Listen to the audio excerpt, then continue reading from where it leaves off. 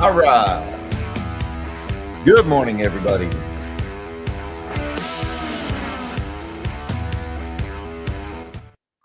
Good morning and happy Monday, all you magnificent melon heads. Welcome to a new week, and it's going to be a big week. We have got a lot of big economic data points coming out this week. We got things like jobs reports. We got GDP. We got PCE coming out this week. We got big tech earnings on the horizon. Markets are going to move one way or another this week. And just this morning, we've got two stories in particular that are pretty big here. The first one is Volkswagen. Now, Volkswagen's not like a market-moving company you normally follow that much, but we've been talking a lot on this channel about the auto industry in the last couple of weeks and how there's just bad news after bad news. Stellantis has this whole just baggage train of bad stories over the last couple of weeks. Tesla had some pretty decent numbers, though, largely driven by carbon credits. GM posted some halfway decent earnings. Then we had stories like Mercedes posted really rough numbers because of problems in China. And this morning, it's Volkswagen. We're out with this report from Volkswagen's Works Council, which, to be honest with you, I'm not terribly sure how the Works Council fits in with the company as a whole. It seems like it is this organization within Volkswagen who is being tasked with identifying cost-cut opportunities. Now, Volkswagen has ongoing talks with labor, with organized labor going on right now, so they're kind of trying to avoid a strike. And if they're trying to avoid a strike, well, they got a funny way to go about it, because this Works Council just came out today with recommendations that are including things like 10% across the board wage cuts. Say what? Bonuses going away. Now, imagine you're an auto worker. Your pay has not budged in the last 4 years. Your cost of living has risen more than 30% since the ridiculous beginning of this decade. Now they're sitting here saying, yeah, we think we're going to cut your pay by 10%. Excuse me? Excuse me? And this is how you avoid a strike? You might not be using that word correctly.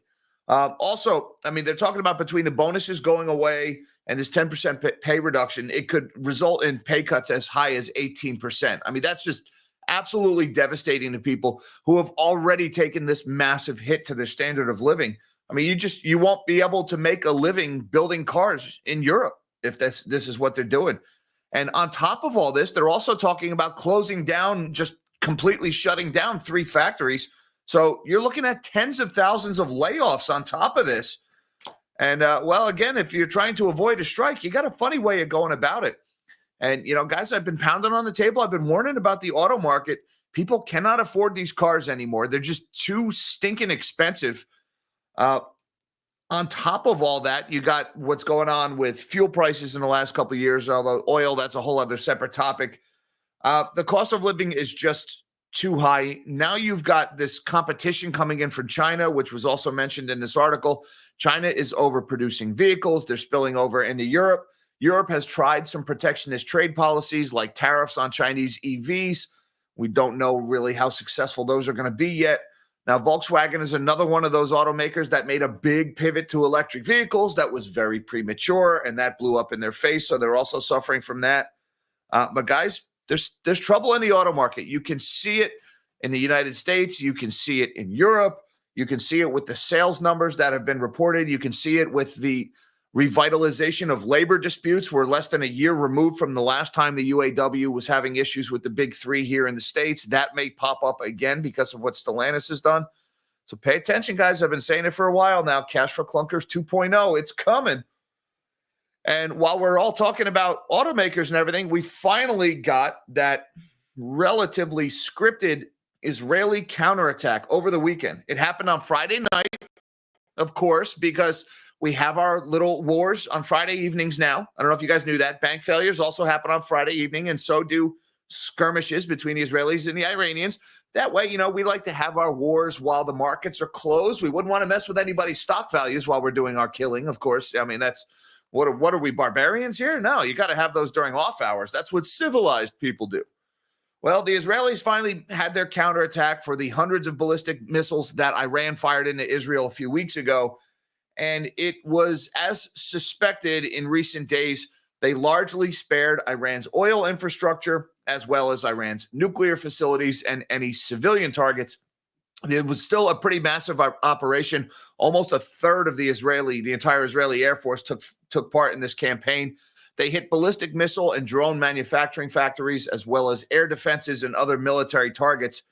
So it was, I mean, I don't want to say best case scenario. Best case scenario, we just stop fighting, right? I mean, it's a possibility, guys. So let's at least keep that one on the table, right? Well, it wasn't a best case scenario, but it certainly wasn't the worst case scenario. They didn't hit Karg Island. They didn't hit the Iranian oil infrastructure. And so if you take away the prospects of supply disruption, you're left with an oil market that now has prospects of new supply coming into market and a demand situation that looks dreadful, particularly in China. And so oil prices are down almost 6% today on this news. Big drops in WTI. And guys, we're just a few days away from the next OPEC Plus meeting, where they're largely expected to begin rolling back those production cuts, which means more oil is going to hit the market. And so oil prices are heading low. Now we're back into the high 60s here with some downward momentum, and we're at this point where oil has bounced the last couple of times.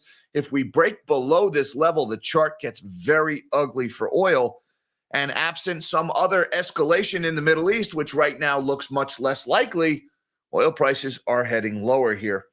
We also got more news from Boeing. I mean, we're talking about autos and oil and violence in the Middle East. Boeing is that other story that just won't go away. $19 billion worth of stock has been issued or is going to be issued by Boeing here, and it looks like they're going to avoid the bond issue. Boeing has been struggling here with threats of having their debt downgraded, which would make their borrowing costs skyrocket. And we knew Boeing was going to do a capital raise here. We weren't sure what they were going to do and how big it was going to be. We got our answer this morning. $19 billion of common stock will be issued. And so they're avoiding that downgrade to their debt right now. And this came not too long after last week when the union rejected Boeing's offer of a 35% pay raise. So Boeing's raising the cash that they need to sit through this strike for God knows how long. You know, we're into our second month now. It's costing them a little over $1 billion a month for that. We also got some political developments out of Japan. The Liberal Democratic Party did not do so well in the election on Sunday. They no longer have a majority by themselves. They are still the largest party. They control the most seats in Japan's lower house, but they now need to form some kind of coalition government with the other parties. So the LDP has weakened somewhat, and that leaves us wondering, is this going to affect Japanese monetary policy? Now, right now, it looks like it isn't going to affect Japanese monetary policy. The BOJ is expected to get together over the next couple of weeks here, and they're expected to do nothing. Almost everybody says no more rate hikes, at least not in November for the BOJ, but December, January, that's a different story. And so with political things up in the air, we don't know what kind of pressure is going to be put on the central bank to either hike faster or delay hikes further. But right now, the head of the Liberal Democratic Party, who is considered a hawk, and I use that term very loosely, he's in trouble here. He risks losing his leadership of the party as the party's not doing well. If he's out, we would be replaced by an Uber Dove who would take over. But of course, if the Liberal Democratic Party is losing power, that means the parties that are gaining power, well, they might be of a more hawkish persuasion. So it's still not sure where the dust is going to settle here and what that looks like for monetary policy. But keep in mind, the yen carry trade, that is still a risk to these markets that's out there. Japan has a lot of normalizing to do. They have barely budged, and they've already made a mess in markets with what they've done. And last but not least, we got a stock we don't usually talk about in this one. Philips, the Dutch medical device manufacturer, their shares are getting destroyed this morning after they reported earnings and they came in at the lower end of their guidance. They're worried about China, about medical device sales in China. Do we really need, is China that bad that people aren't going to the doctors now, that medical devices aren't even selling? I mean, here in the States, the medical stuff has actually done pretty well, even as earnings have been largely flat because, well, we have this aging population. People were putting off elective procedures during COVID. Now they're getting all of that done. It's not happening in China. People are not going to the doctor in China. They're not ordering these medical devices. Philips stock is getting crushed because of it. It kind of makes you wonder just how bad are things on the ground.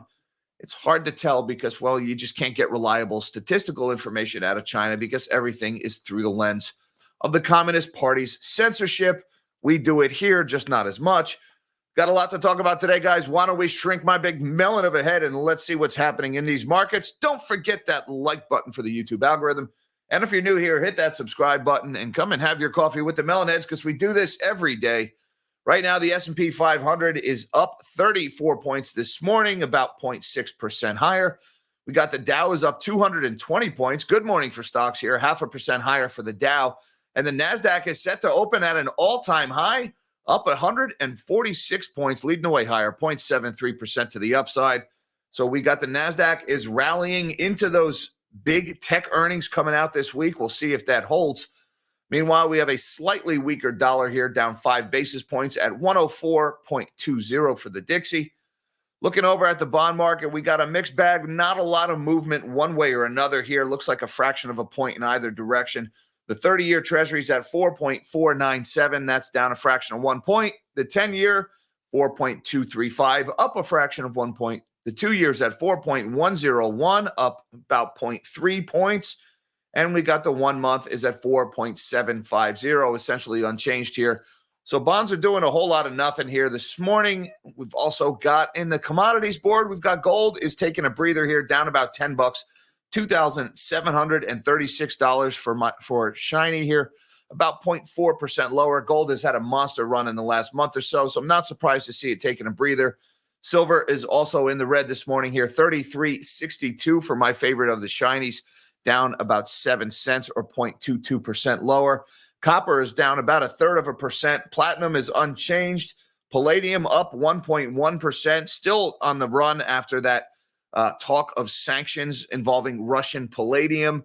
That is still carrying palladium prices higher here. But the big topic today in the commodity space is oil. Look at these WTI numbers. December WTI crude oil futures are at 67.19. That's down $4.60 this morning, 6.4% lower for WTI crude. We'll get back to oil in a second. Let's just touch on Bitcoin real quick. $68,944 for Bitcoin as priced on Coinbase this morning. That's up almost $1,000 here. So the breakout for Bitcoin is looking even better. We're pushing into the 70s now here. We'll see where we go from there. Now, let's get back on the oil train here because we got this one in Bloomberg this morning. Oil plunges as Israel limits Iran strike to military targets. The attack avoided crude, nuclear, and civilian infrastructure. Those were the big ones that would have probably forced an Iranian escalation in retaliation. The options markets points to a collapse in geopolitical risk premium. You take away that geopolitical risk and you're left with a demand situation that looks pretty bleak for crude oil here, and prices reflect that this morning.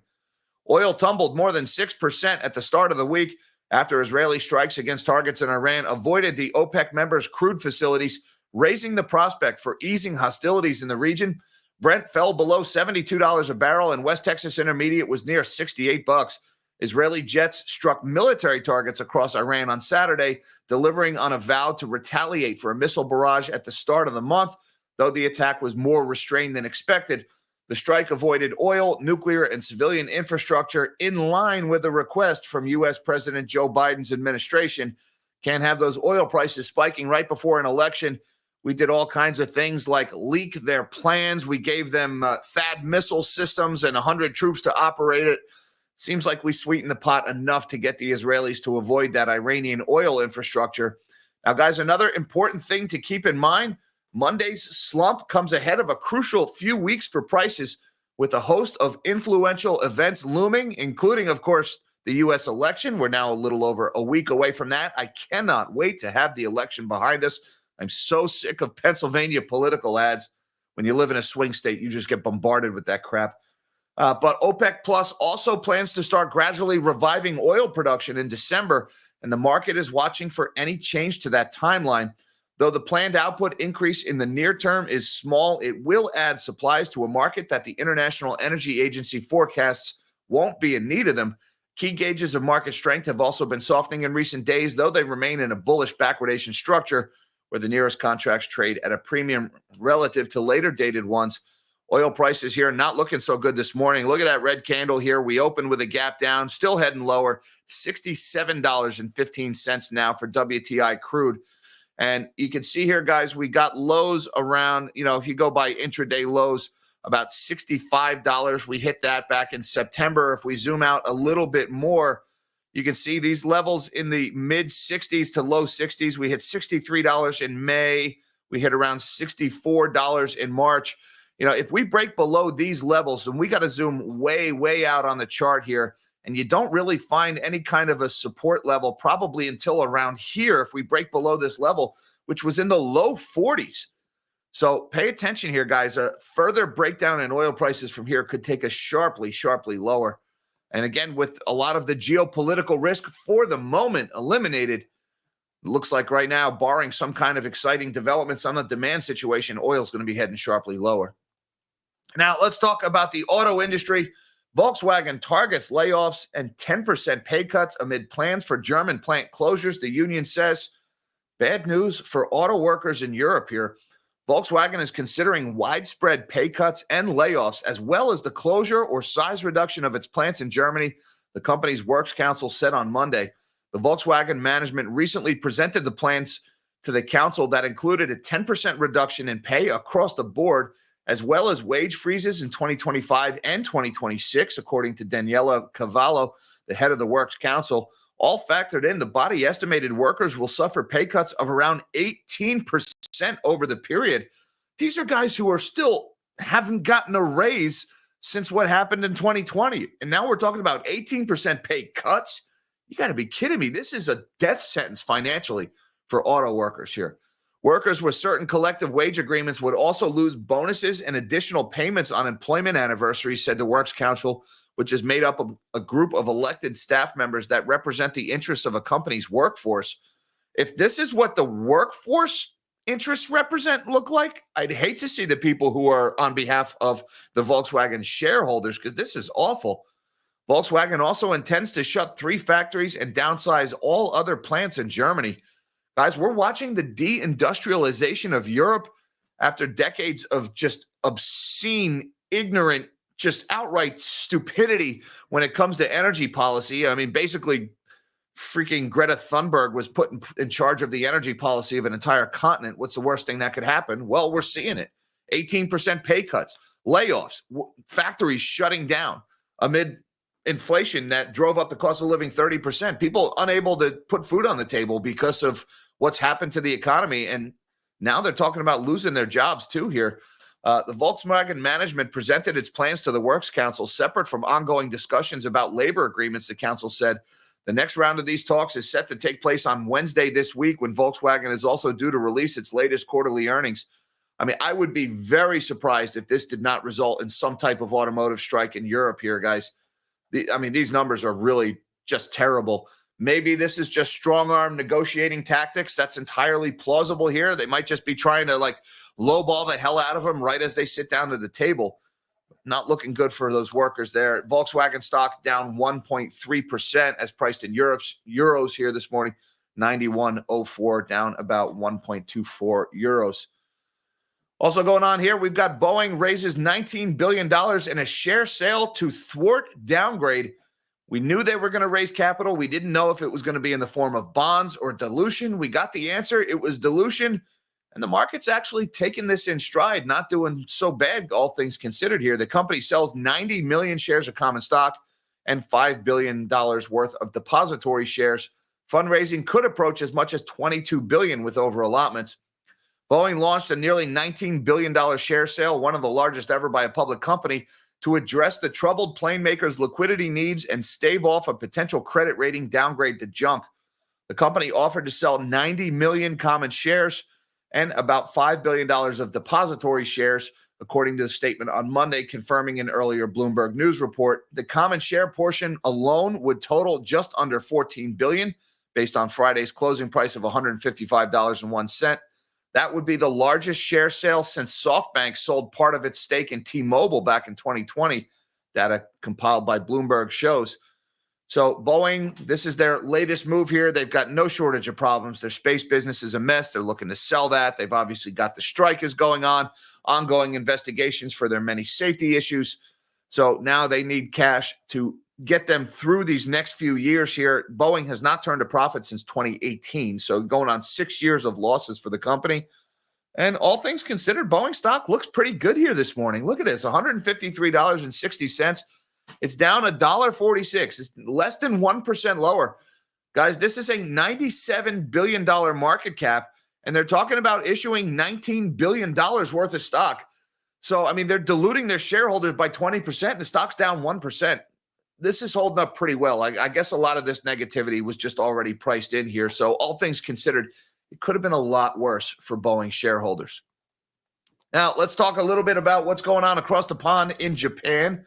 Japan's central bank to remain undeterred on rate hikes despite Liberal Democratic Party's electoral shock, analysts say. We had an election in Japan over the weekend, and it did not go well for the ruling party. Now it's got people wondered what might the BOJ be doing. Japan's longtime ruling Liberal Democratic Party may have suffered an election shock, but analysts said that's unlikely to deter the Bank of Japan from its interest rate hike cycle.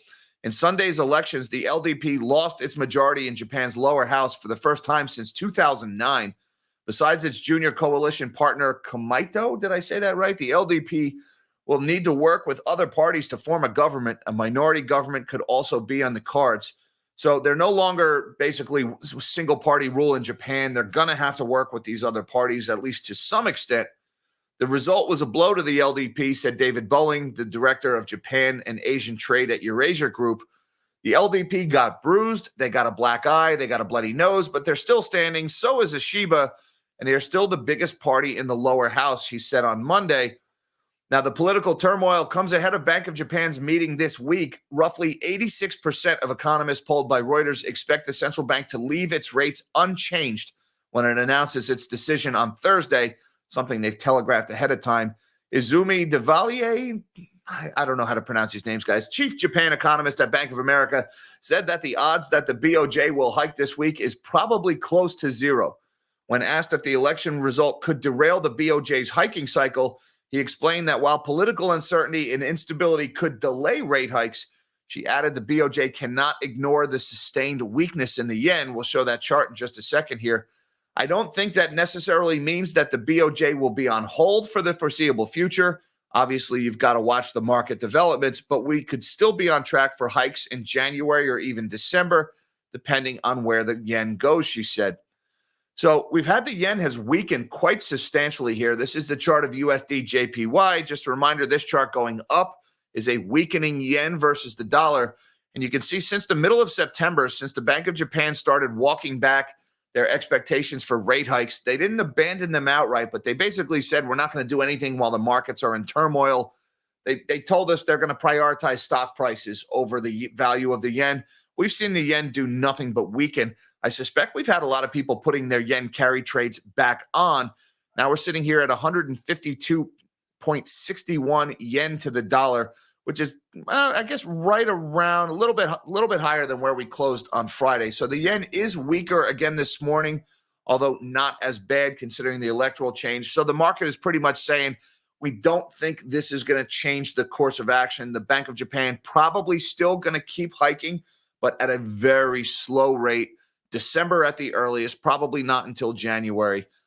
So that's kind of given the Federal Reserve the all clear. If we want to go continue cutting rates, we're not going to just slam that gap closed, the gap between interest rates within the U.S. and Japan. That's what led to, or the fears of that door slamming is what led to this big rally in the yen that culminated with that August 5th bloodbath in stock markets when, surprisingly, in the middle of the morning, all of a sudden, none of the brokerages were working. Funny how that works, isn't it?